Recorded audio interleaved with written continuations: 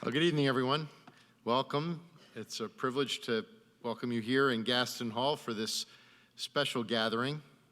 I want to thank you for taking the time to be with us for the second in our series of exit interviews. Without further ado, please join me in welcoming Michel Martin and Attorney General Loretta Lynch.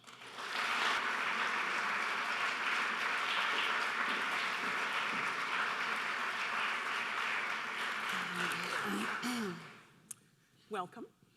I've been in the field. I was a U.S. attorney in Brooklyn, so I was part of the Department of Justice and have been looking at these issues of, how do we make our criminal justice system more fair? How do we make it more open? I've been looking at those issues for some time, and I've seen things go in cycles, and I've seen the pendulum swing back and forth.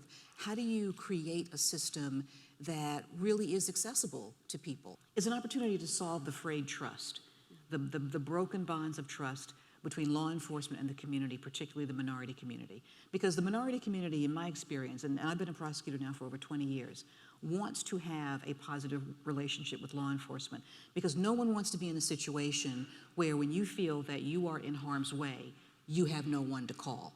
But the advice I always give, particularly young women, young people, young members of minority groups who are trying to advance in a system that seems closed, what I've always found it works is finding a way in which you can get involved in a major project, join a team, work on things, find an area that no one else wants to fix, and be the person that fixes that area.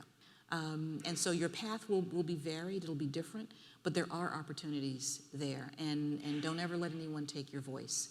I think for me, you always think what you want to be remembered for, but you can't control that.